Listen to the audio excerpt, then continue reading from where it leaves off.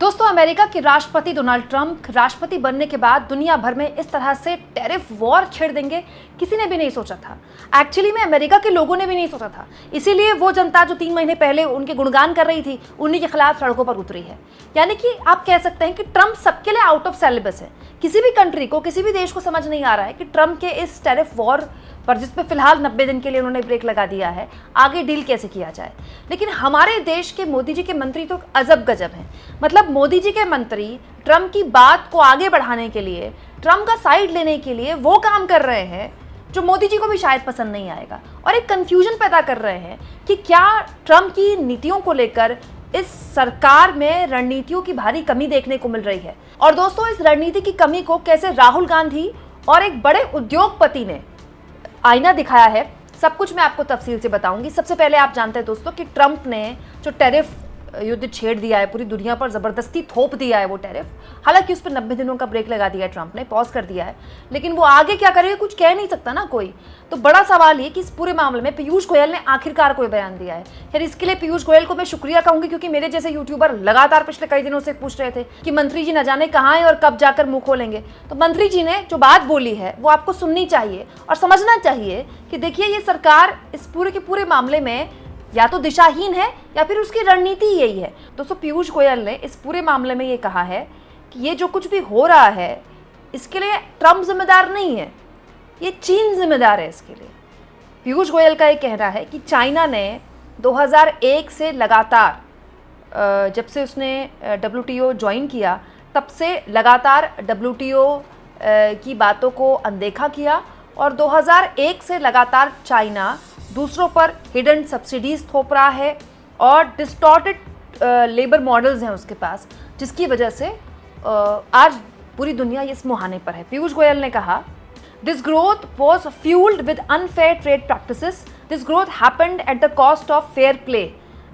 पीयूष गोयल का ये कहना है कि चाइना ने जो ग्रोथ हासिल की है वो अनफेयर ट्रेड प्रैक्टिसेस से हासिल की है, जो कि काफ़ी हद तक सही बोल रहे हैं वो। दोस्तों, चाइना में डेमोक्रेसी नहीं है, वहाँ कम्युनिस्ट पार्टी का राज है। तो आप एक कह सकते हैं कि वहाँ पर जो वहाँ के राष्ट्रपति को ठीक लगेगा वो फैसला लेंगे। आप कोई सवाल नहीं कर सकते सरकार से, कोई मीडिया नहीं है वहाँ। एक ग्लोबल टाइम्स है, उसी के जरिए पता चलता है कि चाइना के अंदर क्या हो रहा है। इनफैक्ट उनके पास, जैसे हमारे पास सोशल नेटवर्किंग साइट्स हैं, हम इंस्टाग्राम यूज़ करते हैं, हम यूट्यूब यूज़ करते हैं, वो लोग सब अपना है उनके पास जो सोशल मीडिया ऐप्स हैं वो भी अपनी हैं। इनफैक्ट वो गूगल के मैप्स भी यूज़ नहीं करते, उनके पास मैप्स भी अपने हैं। बड़ा सवाल यह है दोस्तों कि अगर इस पूरे के पूरे झमेले के लिए चाइना जिम्मेदार है और चाइना इतना बड़ा कल्प्रिट है, तो फिर इस सरकार के मुखिया चाइना को लेकर इतनी प्यारी प्यारी मीठी मीठी बातें क्यों कर रहे हैं। दोस्तों, आपको याद होगा अभी पिछले महीने प्रधानमंत्री नरेंद्र मोदी ने चीन के साथ रिश्तों में बात करते हुए कहा था कि अब दोनों देशों में नॉर्मलसी आ गई है। ठीक है, नॉर्मलसी आने का मतलब पहले नहीं थी क्या? मतलब आप कह सकते हैं कि चाइना ने मोदी के बयान का स्वागत किया। एक तरफ तो मोदी भारत और चीन के संबंधों में नॉर्मलसी की बात कर रहे हैं और चाइना मोदी जी के बयान का वेलकम कर रहे हैं, और एक तरफ मोदी जी के मंत्री ये कह रहे हैं कि पूरी दुनिया में जो हो रहा है इसके लिए ट्रंप जिम्मेदार नहीं है, इसके लिए चीन जिम्मेदार है। बड़ा सवाल ये है दोस्तों कि अगर चीन जिम्मेदार है ट्रेड इम्बैलेंस के लिए, जो कि बहुत हद तक है भी, और बहुत सारे लोग जो पीयूष गोयल बोल रहे हैं वो बहुत सारे लोग ऑलरेडी बोल चुके हैं, तो भारत सरकार ने अपने इस ट्रेड इम्बैलेंस को रोकने के लिए क्या किया? ये तो सब जानते हैं ना दोस्तों कि पिछले 10 सालों में चीन और भारत के बीच में जो व्यापार है उसमें हम ट्रेड डेफिसिट में हैं, ट्रेड सरप्लस में है।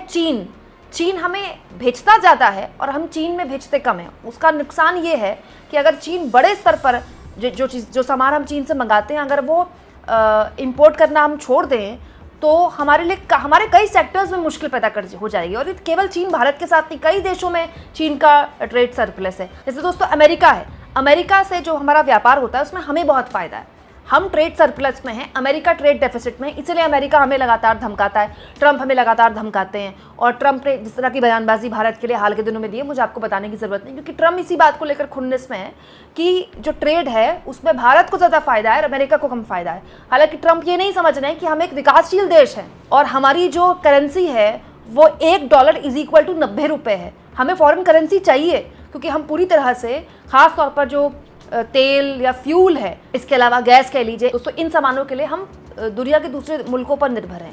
लेकिन बड़ा सवाल यह है दोस्तों कि मोदी जी के मंत्री ये कह रहे हैं कि इस पूरे इम्बैलेंस के लिए, इस पूरे दुनिया भर में जो झमेला हो रहा है उसके लिए चीन जिम्मेदार है। वहीं दूसरी ओर मोदी के मंत्री पीयूष गोयल को आईना दिखाया दोस्तों दो लोगों ने। राहुल गांधी ने कल कांग्रेस के अधिवेशन में एक बार फिर से सरकार को चेताया है कि एक बहुत बड़ा मुश्किलों वाला वक्त आ रहा है, लेकिन इस सरकार के पास उससे झेलने के लिए कोई प्लान नहीं है। पहले नरेंद्र मोदी अमेरिका गए, याद है आपको, गले लगे थे, याद है? इस बार गले लगने वाली फोटो देखी आपने? देखी? कहां गायब हो गई? राष्ट्रपति ट्रंप ने ऑर्डर दिया, जिनको मोदी जी अपने मित्र कहते हैं, ऑर्डर दिया, सुनो, इस बार गले नहीं लगेंगे, इस बार नए टैरिफ लगाएंगे। जू तक नहीं निकली, आज तक गायब है।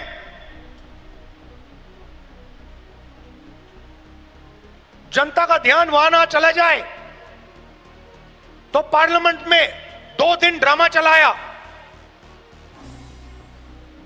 मगर सच्चाई है कि आर्थिक तूफान आने वाला है।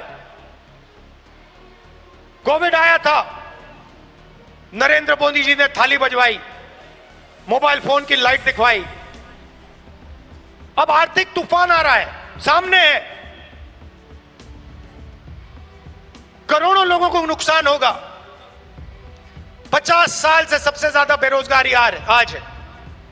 कहां गए नरेंद्र मोदी? कहां छुप गए हैं? दोस्तों, राहुल गांधी जो बात बोल रहे हैं वो केवल सतही हल्की बात नहीं है। पिछले कई दिनों से कई बड़े बड़े जानकार ये दावा कर रहे हैं कि जो ट्रंप पूरी दुनिया में बेमतलब टैरिफ थोप रहे हैं, उसको लेकर दुनिया भर में एक आर्थिक महामंदी आ सकती है, आर्थिक सुस्ती आ सकती है और एक ऐसा दौर होगा जो डिप्रेशन का दौर होगा। डिप्रेशन का दौर मतलब दिक्कत ये है कि मार्केट में डिमांड भी नहीं है चीज़ों की, मार्केट में डिमांड भी नहीं होगी और महंगाई भी बढ़ती रहेगी। ये और ख़तरनाक है। मंदी जब होती है तो मंदी मतलब क्या होता है? मार्केट में डिमांड खत्म हो गई, ठीक है। ऑलरेडी हमारे देश के अंदर जो मार्केट में डिमांड है वो सुस्त है, और लेकिन जो दुनिया भर के जानकार दावा कर रहे हैं कि अगर ये टैरिफ युद्ध जल्द ट्रंप ने ख़त्म नहीं किया तो फिर दुनिया भर में डिप्रेशन का दौर आ सकता है, और वो डिप्रेशन का दौर बहुत लंबा चला तो दुनिया भर की अर्थव्यवस्थाएं तबाह हो जाएंगी। ये पूरी दुनिया में आशंका लगाई जा रही है। जो राहुल गांधी ने बात बोली है उसी को आगे बढ़ाते हुए बोली है। वहीं दूसरी ओर दोस्तों, भारत के एक बहुत बड़े उद्योगपति हैं सबीर भाटिया, ये को फाउंडर है हॉटमेल। जो लोग 90 के दशक के हैं वो हॉटमेल को जानते होंगे दोस्तों। एक वक्त था जब जीमेल को कोई जानता भी नहीं था, जीमेल था भी नहीं। तो दोस्तों, हमारे जैसे लोगों ने हॉटमेल के ज़रिए अपनी पहली आप कह सकते हैं मेल आईडी बनाई है। हमारी पहली मेल आईडी हॉटमेल में हुआ करती थी, उसके बाद जीमेल आ गया और जीमेल इतना सक्सेसफुल हो गया कि सबने जीमेल में अपनी आईडीज़ बना ली, लेकिन पहली ईमेल आईडी 90 के दशक में सबने हॉटमेल में बनाई थी। उसके फाउंडर हैं दोस्तों सबीर भाटिया। उन्होंने तो और ज़बरदस्त तरीके से सरकार की आलोचना की है, ये कहते हुए कि ये जो जीडीपी का आंकड़ा सरकार दे रही है ये झूठ है। जीडीपी के आंकड़े का जो कैलकुलेट करने का तरीका है सरकार का वो गलत है। दोस्तों, भाटिया ने कहा है the whole country is lying, our GDP is all wrong. Bhatia ये कह रहे हैं पूरा देश झूठ बोल रहा है, हमारा जीडीपी पूरी तरह से गलत है। आगे भाटिया कहते हैं you just need 2 seconds to take a look at how they are computing GDP. GDP Bharat किस तरह से कंप्यूट कर रहा है, कैसे उसका आकलन कर रहा है, कैलकुलेट कर रहा है, उसको देखने के लिए आपको केवल 2 मिनट चाहिए और आप पता लगा लेंगे कि जीडीपी का जो आंकड़ा है वो झूठा है, वो गलत है। दोस्तों, भाटिया आगे कहते हैं अमेरिका या दुनिया में कहीं भी जीडीपी की गणना हर किसी द्वारा लगाए गए मानवीय घंटों के आधार पर की जाती है। हर किसी की 1 घंटे की दर होती है। हर कोई ये पता लगाता है कि आपने कितने घंटे मेहनत की है। आप सरकार को इसकी रिपोर्ट देते हैं, आप एक निश्चित राशि का टैक्स देते हैं और उससे आपकी जीडीपी निर्धारित होती है। दोस्तों, आगे भाटिया बोलते हैं भारत में अगर मैं आपको 1000 रुपये देता हूं तो उस पर 18% जीएसटी लगता है, और अगर आप मुझे 1000 रुपये वापस देते हैं तो उस पर भी 18% जीडीपी लगता है। इसे 2000 रुपये जीडीपी के तौर पर गिना जाता है। आपने कोई काम नहीं किया, मैंने भी कोई काम नहीं किया, मैंने तो बस आपको अपना पैसा दिया और पैसा देना कोई काम नहीं है। दोस्तों, सबीर भाटिया ने इस सरकार की आलोचना करी है, जो कि उनका निजी विचार हो सकता है, लेकिन मेरा सवाल का दायरा बड़ा है कि Donald Trump is a reality. अब डोनाल्ड ट्रंप से हमको डील करना है, पूरी दुनिया को डील करना है। वो 4 साल राष्ट्रपति रहेंगे अमेरिका के, और जो उनके तेवर है वो किसी भी हाल में नरम पड़ने वाले नहीं हैं। सोचिए, जिन एलॉन मस्क ने डोनाल्ड ट्रंप को जिताने के लिए क्या कुछ नहीं किया, एक पूरी कंपनी खरीद डाली, उसका नाम बदल डाला, ट्विटर। दोस्तों, वो एलॉन मस्क तक टैरिफ को लेकर, डोनाल्ड ट्रंप के एक्शन को लेकर परेशान है और बाकायदा सार्वजनिक तौर पर अपनी एक तरह से नाखुशी जाहिर कर चुके हैं, अपने बयान जारी कर चुके हैं। हालत ये हो गई कि डोनाल्ड ट्रंप को 90 दिन का ब्रेक भी लगाना पड़ गया, पॉज भी देना पड़ गया अपने टैरिफ को लेकर, फैसले को लेकर। तो डोनाल्ड ट्रंप खुद समझ रहे हैं कि उन्होंने जो फैसला लिया है वो बैकफायर कर रहा है, अमेरिका में बैकफायर कर रहा है। जब से पॉज करने का फैसला हुआ है तब से अमेरिका के शेयर बाजार फिर चढ़ने लगे। मतलब डोनाल्ड ट्रंप अपने सामने देख रहे हैं कि उनकी खुद की अर्थव्यवस्था तबाह हो रही है, इसीलिए तो उन्होंने 90 दिनों का ब्रेक दिया है ना इस पूरे टैरिफ वॉर को लेकर।